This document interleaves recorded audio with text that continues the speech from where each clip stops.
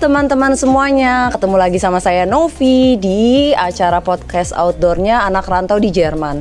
Kali ini aku pengen ngobrol-ngobrol tentang program riset PhD di Jerman. Aku dapat narasumber nih yang kebetulan sedang melakukan program PhD di Jerman. Langsung aja yuk. Halo, boleh kenalin namanya siapa dan udah berapa lama di Jerman? Ya, aku Windy Kurnia Pelangi-Angin, biasa dipanggil Windy. Jadi datang ke Jerman itu sejak Oktober 2021 ya. Jadi sekitar 2 tahun lebih ya. Ini tahun ketiga lah, jalan tahun ketiga gitu. Dan Windy di sini sedang melakukan program PhD. Ya, betul. Jadi sedang program S3 atau PhD di bidang electrical engineering ya. Lebih ke arah ke photovoltaik gitu kan, lebih khususnya lagi, tapi itu betul di bidang PhD gitu. Dan kita sekarang sedang di depan inilah main kampus TU Braunschweig ya. Windy, Technische Universität Braunschweig. Salah satu universitas terbaik juga di Jerman. Betul sekali. Jadi banyak mahasiswa Indonesia juga yang menempuh pendidikan di sini ya. Oh ya, oke. Boleh tahu Windy di Indonesia dari mana dulu? Jadi kalau program PhD itu apakah di Indonesia, S2 di Indonesia atau boleh diceritain kan? Aku nggak tahu sama sekali jadi program PhD. Ya seperti kita tahu bersama kan jenjang kalau pendidikan tinggi itu dari S1, S2 dan paling tinggi itu S3 gitu ya. Kalau saya sendiri lahir di Medan ya, di Sumatera Utara, tapi sejak kuliah pindah ke Depok. Jadi saya menjalani S1 di Universitas Indonesia. Oh, kita satu alma mater. Oh ya, oke. Kebetulan sekali ya. Iya. Baru tahu sekarang. Wah. Iya. Jadi dulu teknik elektro dan S2 saya lanjut ke negeri ginseng ke Korea. Jadi di bidang sama juga ke arah teknik elektro gitu. Dan sejak 2021 saya mau coba tantangan baru nih. Kan di Asia, di Indonesia udah, di Asia udah, wah, di Eropa gimana gitu kan. Studi di Eropa, akhirnya terbanglah ke Jerman. Nah, sekarang di Jerman. Di Braunschweig. Seru. Terus jadi kalau aku nggak salah ngerti, jadi kamu selesai S2 langsung cari program S3 atau ada jeda ngapain dulu gitu sebelumnya? Ya, betul. Jadi antara sebelum ke S3 kerja dulu ya. Jadi cari pengalaman kerja dulu. Jadi sebelum saya lulus S2 itu 2015, mulai 2015 dan lulus 2017 dan mulai lagi ke S3-nya 2021. Jadi ada jeda sekitar 3 sampai 4 tahun lah, 4 tahun ya. Dan jadi, itu Windy dinas di Jakarta. Betul, kerja di Jakarta. Di salah satu lembaga penelitian juga. Nah, setelah itu kan belajar itu kan nggak ada hentinya ya. Betul. Setiap hari kita belajar dan kebetulan belum sampai ke tingkat tertingginya, jadi lanjut ke S3 di Jerman. Tadi Windy nyebutin pengen nyari pengalaman di Eropa. Apa yang latar belakangnya untuk memutuskan di Jerman? Eropa kan bisa aja ke Austria, Belanda. Kenapa Jerman ini? Kenapa Jerman? Ini pertanyaan hadiah 1 miliar nih. Jadi kenapa Jerman? Pertama dari ini dulu ya. Kita kan sebagai manusia butuh, selain kita belajar, kita butuh referensi semacam. Nah, Jerman kan salah satu negara Uni Eropa ya. Jadi ketika kita di Jerman, kita bisa keliling di Eropa gitu kan. Itu poin pertamanya gitu. Jadi kita bisa ya jalan-jalan lah keliling Eropa kalau kita udah bisa atau izin tinggal di Jerman. Nah, kenapa Jerman? Seperti teman-teman ketahui bersama, Jerman adalah salah satu negara maju di bidang teknologi. Jadi high tech gitu kan. Jadi salah satu negara di dunia yang sudah diakui teknologinya, khususnya juga di bidang elektro, apalagi di bidang energi, di photovoltaik gitu. Jadi hal yang paling utama kenapa cuman karena high technya dan dia sudah teruji dan dia aplikasinya nyata gitu. Ya, jadi langsung di universitas itu langsung terkoneksi ke industri. Jadi kita apa yang kita teliti di lab itu diaplikasikan di industri ya, di dunia nyata lah gitu. Jadi nggak hanya meneliti untuk prototipe, tapi hasil penelitian di universitas Jerman itu sebagian besar itu teraplikasikan di industri. Jadi nggak cuma teori, Betul. tapi juga prakteknya Betul, juga. ya. Oke. Terus Mas Windy udah nyeritain tentang kenapa Jerman. Terus kenapa Braunschweig? Kenapa nggak Nah, kota Braunschweig, besar lain? betul. Braunschweig kalau para teman-teman atau audiens pernah mengikuti ya, ada sejarah juga antara Braunschweig dengan kota Bandung ya, sister city gitu kan. Jadi ada bahkan di Braunschweig itu ada, kita lihat ada Brückentag ya. Oke. Bandung Brücke. Ya, Bandung Brücke. betul Oh ya, iya, Bandung Brücke. Jembatan Bandung. Betul. Yang di taman di ya, kota. jadi ada nilai historisnya. Saya juga searching dan penelitian saya itu ada kaitannya dengan penelitian yang ada di kampus ini gitu. Okay. Jadi ada inilah, ada chemistry, ada nyambung gitu ada ya. benang merahnya. Nah, okay. gitu. Jadi ya. ketika kita sampai di sini langsung wah, oh ya betul. Jadi bidang riset saya, apa yang saya geluti itu sama dengan apa yang di sini. Jadi itu dapat memberikan efek bagus gitu. Artinya kita nggak harus merawat lagi nanti setelah sampai di Jerman mau ngapain, risetnya apa gitu. Jadi sudah ada gambaran gitu lah. Okay. Dan gambarnya itu ada di Braunschweig. Okay. Nah gitu. Jadi ada benang merahnya. Aku nanya mungkin agak blow on nih pertanyaannya. Dulu waktu nyari Braunschweig itu, jadi kamu Mas Google gitu di internet, cari tema kamu gitu fotovoltaik universitas di Jerman gitu atau gimana? Atau kamu dapat rekomendasi dari senior yang udah pernah S3 di sini atau? Iya. Jadi kalau kita riset itu kan sebelumnya udah pernah ya. Kalau untuk S3 berarti di S1 S2 pernah menggeluti bidang tertentu. Dan kebetulan saya pernah ikut konferensi internasional. Okay. Dan pernah ketemu profesor yang ada di Jerman. Braunschweig. Braunschweig. Oke. Jadi sebelumnya kita pernah ngobrol di semacam seminar internasional, konferensi internasional waktu itu di Paris. Tahun 2008 lah, 2018 ya, 2018 setelah saya S2 2018. Jadi sudah tahu kenal profesor ini, tapi waktu itu memang belum ngobrol, saya belum bilang mau lanjut S3 di Jerman, belum. Cuman kenalan lah kan. Nah, itulah pentingnya networking gitu kan. Networking. Jadi udah ada kenalan, kebetulan bidang penelitian kita sama pas seminar waktu itu. Jadi ya bertukaran lah kartu nama, dapat emailnya dia. Nah, 3 tahun kemudian, berlanjut gitu kan. Okay. Nah, jadi saya kontak, wah saya ada rencana mau lanjut S3. Karena di Jerman itu kan, kalau S3 itu spesial ya, artinya gini, kita itu seperti kerja sebenarnya, kerja di lab. Jadi kita nggak ada kelas, justru kita memberikan materi di kelas untuk anak-anak S1 atau S2 gitu kan, semacam asisten profesor, asisten dosen gitu kan.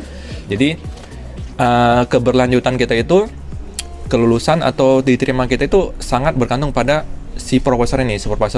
Jadi langkah pertama adalah in touch dengan komunikasi dengan profesor yang ada di universitas. Sedangkan ini kalau aku itu di TU Braunschweig ya, komunikasi. Jadi dia nanya mau topik penelitian apa? Ya inilah kita semacam inilah, semacam apa ya?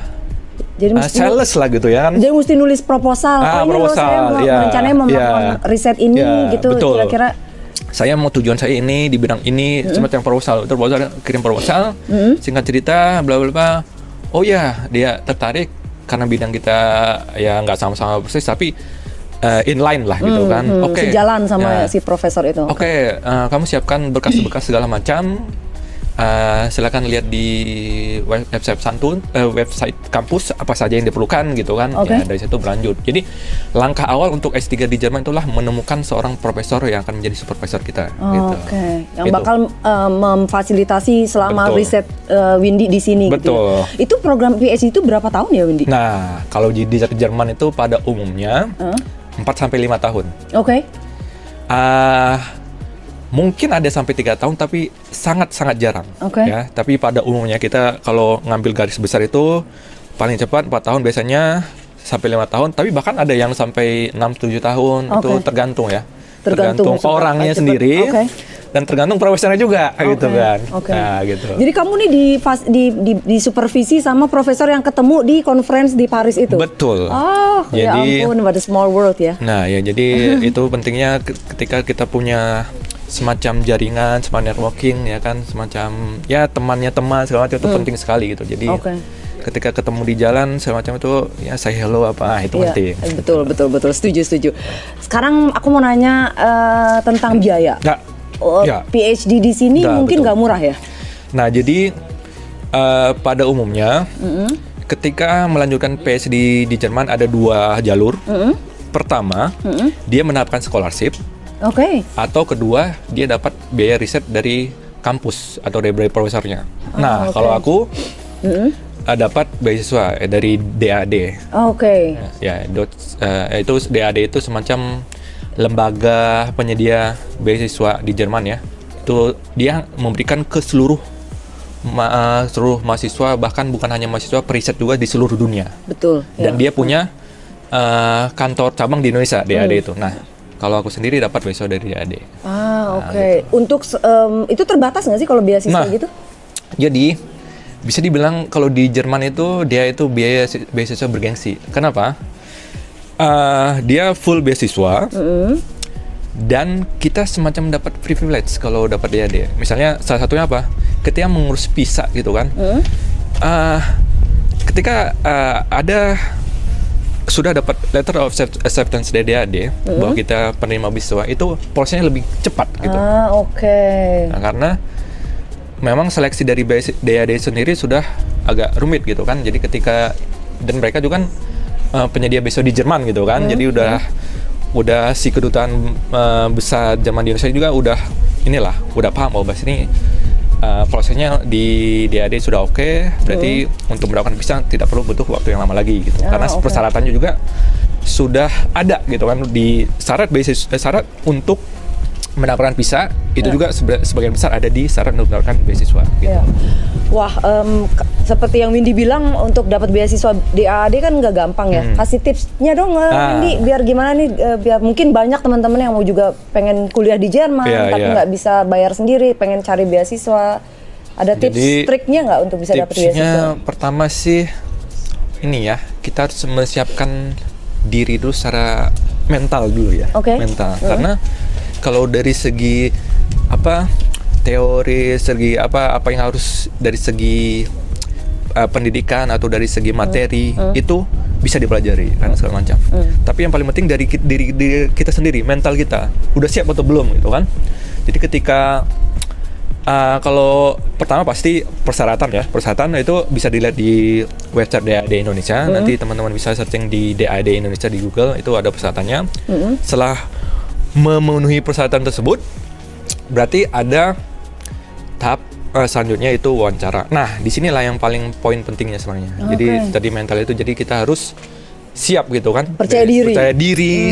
Jadi menguasai apa yang kita tulis dan kita harus berpikir ke depan gitu kan. Artinya ada sesuatu yang kita tawarkan dalam untuk kasus PhD dia, kita kan buat proposal ya. Dari situ ada sesuatu yang berguna untuk masa depan kita nanti, masa depan berdaftar. Dalam ini buat aku sendiri, berarti ketika aku nanti ke Jerman setelah lulus, berarti ada manfaat yang berguna untuk aku, untuk karirku ke depan. Dimana yang berguna untuk aku itu nanti bisa diberikan juga untuk Indonesia ketika aku kembali ke Indonesia, untuk membangun di bidang tertentu. Nah, kira-kira begitu. Jadi intinya ke kita diri sendiri dulu. Apa yang kita tawarkan di proposal itu apa nih yang bisa membangun karakter kita, apa yang bisa membangun karir kita ke depan, di mana karir kita itu nanti ada pilihan kan, apakah karena DAD dia tidak menentukan harus balik ke Indonesia atau tetap di Jerman, dia tidak menentukan, jadi bebas. Kalau untuk aku ingin berkarir kembali ke Indonesia gitu kan. Jadi ketika saat itu pas saat wawancaranya ada sesuatu yang aku tawarkan ketika aku selesai ini akan aku aplikasikan di Indonesia. Nah, kira-kira gitu. Jadi ada yang berguna untuk Indonesia gitu. Kira-kira begitu. Jadi secara garis besarnya, pertama tadi siapkan mental, ya. Yang kedua, syarat-syaratnya itu harus pasti yakin dan pastikan itu sudah terpenuhi semua. Nah, nanti syaratnya mungkin nanti kita bisa bahas lebih lanjut. Yang ketiga itu ada sesuatu yang kita tawarkan gitu dari diri kita yang berguna untuk kita, orang lain, bahkan untuk bangsa kita. Itu. Good. Waktu wawancara di Indonesia dan di sini waktu PhD, bahasa yang digunakan apa ya, Windy? Nah ini oke. Jadi ada dua pilihan. Jadi khususnya kalau PhD itu di kampus di Jerman itu, kalau untuk S1, S2 kan dia kebanyakan itu in Deutsch ya, dalam bahasa Jerman. Tapi untuk program PhD dia menerapkan English atau Jerman. Nah, khusus untuk aku sendiri itu dalam bahasa Inggris. Jadi bisa tergantung. milih, ya? Ya, tergantung nanti karena komunikasi dengan profesor tadi kan di awal tadi. Nah, nanti kita ke depannya mau dalam bahasa apa? Bahasa Inggris atau bahasa Jerman. Nah, ketika sudah menentukan bahasa Jerman, nah ini tergantung kampusnya juga. Syaratnya apa gitu kan? Ada yang level B1, ada yang B2, bahkan ada yang C1 bahkan. Ya kan, tergantung kampus dan bidangnya. Untuk bahasa Inggris itu ada minimal, kalau dia IELTS itu minimal 6, tapi bahkan ada juga 6,5. Nah, untuk TOEFL IBT-nya itu 80 atau 85 gitu. Jadi tergantung kampusnya gitu. Nah, dan Windy memilih bahasa apa kalau boleh tahu? English. Bahasa Inggris. Karena kalau bahasa itu kan kita harus belajar lagi dari awal, butuh waktu lagi seperti itu kan. Apalagi kalau ke PhD itu sangat detail, jadi harus butuh kemampuan bahasa yang mendalam juga. Nah, jadi aku memutuskan English, dan kebetulan profesor di sini juga welcome English, nggak masalah. Tapi walaupun kita memilih bahasa Inggris, karena kita di sini tinggal di Jerman, butuh juga yang namanya bahasa Jerman. Betul. Dan itu juga difasilitasi oleh DAD. Jadi mereka memberikan kursus, bahkan memberikan biaya untuk kita meningkatkan kemampuan bahasa Jerman kita untuk interaksi dengan masyarakat sekitar gitu kan. Nah, seperti itu. Windy di sini sendiri PhD atau bawa keluarga ya? Terbang sama anginnya sangat kencang sekali nih. Ya, jadi di sini pas tahun pertama masih sendiri. Nah, sendiri, jadi mempersiapkan segala sesuatu. Dan tahun 2002 keluarga datang, istri dan anak datang ke sini. Join ya. Betul. Mereka betah di sini? Betah. Khususnya anak saya itu dia juga pergi ke TK, bahkan sekarang anak itu lebih jago bahasa Jermannya daripada bapaknya gitu kan. Jadi dia suka coklat Jerman, teman-temannya, interaksi teman-temannya. Ya secara umum kita betah sih tinggal di sini gitu. Kalau gitu. Makasih ya Windy buat waktunya. Sama-sama. Nanti kalau misalnya ada teman-teman yang mau tanya-tanya langsung ke Windy, boleh boleh kalau kontak ke lewat Instagram Facebook saja. atau Instagram bisa apa namanya, Windy? Ke @windykurniap. Jadi Windy Kurniap gitu, Windy Kurniap. Sip. Tuh teman-teman udah tahu ya, kalau misalnya mau ada yang mau punya rencana ngelanjutin program PhD di Jerman, bisa langsung kontak Windy, dia mungkin bisa kasih tips and tricks. Kalau begitu untuk hari ini sampai segitu aja dulu. Jangan lupa untuk subscribe, like di Anak Rantau di Jerman lewat Instagram, Facebook, dan lain-lain. Kalau ada komentar silahkan juga ditulis. Kalau ada pertanyaan-pertanyaan atau tema-tema, topik-topik yang teman-teman mau kita diskusiin, nanti kita usahain untuk cari narasumbernya. Sampai ketemu lagi. Bye.